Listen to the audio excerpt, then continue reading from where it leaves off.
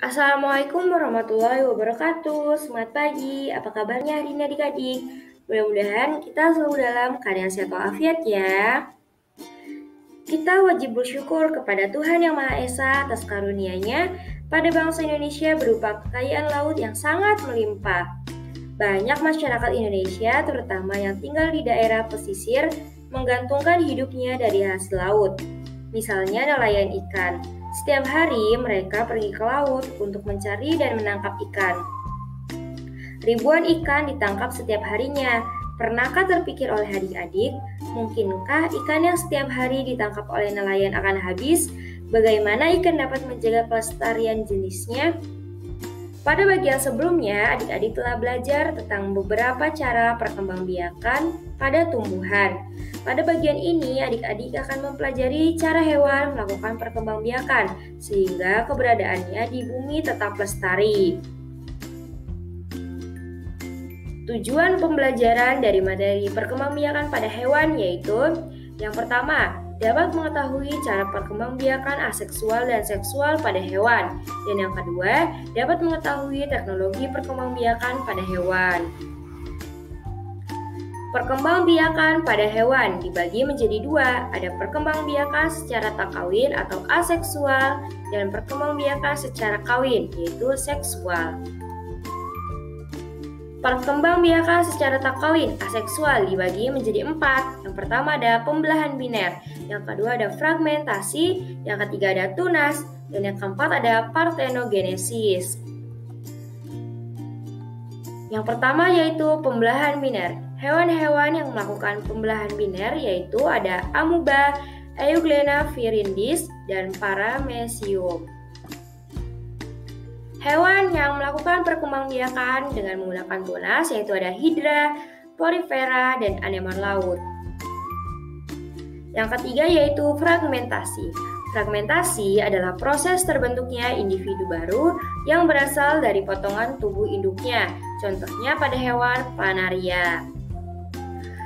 Yang keempat ada partenogenesis pada hewan lebah.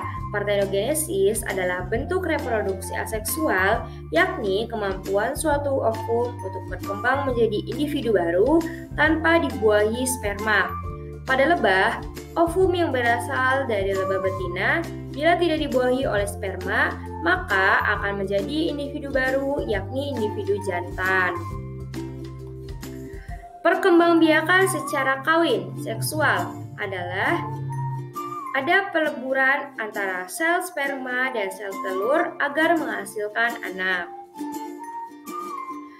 Reproduksi seksual dibagi menjadi 3. Yang pertama ada ovivar, vivivar, dan ovovivivar. Mari kita bahas satu persatu.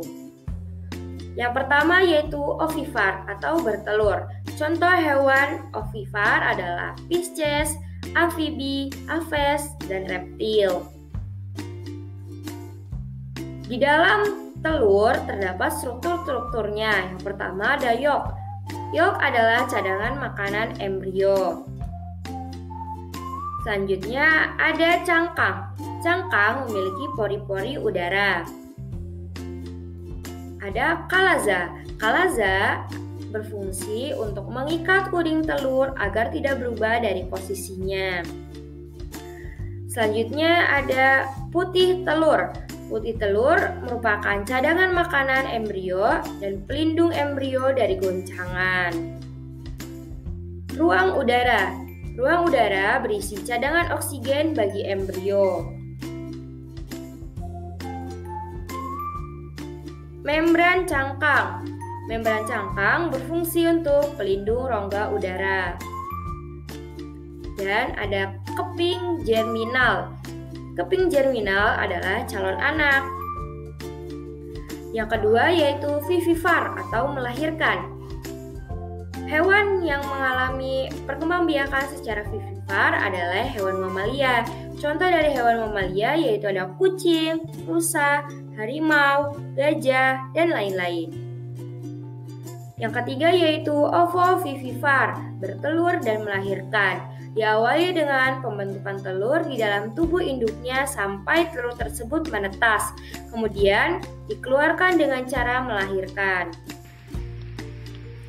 Hewan yang perkembangbiakannya dengan ovovivivar adalah hiu, pari, salamander, kuda laut, kadal, bunglon, dan ular boa. Teknologi perkembangbiakan pada hewan ada inseminasi buatan, cloning, hibridasi atau perkawinan silang. Yang pertama ada inseminasi buatan. Inseminasi buatan adalah proses pemasukan cairan sperma dari hewan jantan yang unggul ke dalam saluran reproduksi hewan betina dengan bantuan manusia. Keuntungan inseminasi buatan yaitu menghemat waktu dan biaya, memperbaiki kualitas anakan hewan ternak untuk mendapatkan hewan yang unggul, dan lain-lain. Tujuan perkawinan sapi dengan sistem inseminasi buatan adalah 1. Meningkatkan mutu ternak lokal, 2. Mempercepat peningkatan populasi ternak, 3. Menghemat penggunaan pejantan, 4. Mencegah adanya penularan penyakit kelamin akibat perkawinan alam, dan 5. Perkawinan silang antar berbagai bangsa atau ras dapat dilakukan. Berikut adalah contoh proses inseminasi buatan. Yang kedua ada cloning. Cloning adalah proses pengambilan informasi genetik dari suatu makhluk hidup dan membuat salinan yang identik. Berikut adalah tahapan proses pembuatan cloning. Dan yang ketiga ada hibridasi atau perkawinan silang. Hibridasi adalah mengawinkan dua jenis hewan yang berbeda varietasnya dan memiliki sifat-sifat unggul. Hasil perkawinan silang antara harimau dan singa. Berikut adalah hasil perkawinan silang antara burung dan ayam.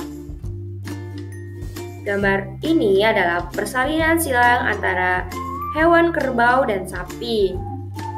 Jorse adalah perkawinan silang antara kuda dan zebra. Terima kasih telah menyaksikan tayangan ini yang mudah-mudahan bermanfaat untuk adik-adik memahami materi perkembangbiakan pada hewan. Sampai jumpa lagi pada video-video berikutnya. Jangan lupa like, comment, dan subscribe ya. Dan jangan lupa nyalakan lonceng notifikasinya agar adik-adik tidak ketinggalan untuk materi-materi berikutnya. Wabillahi taufiq wal hidayah. Wassalamualaikum warahmatullahi wabarakatuh.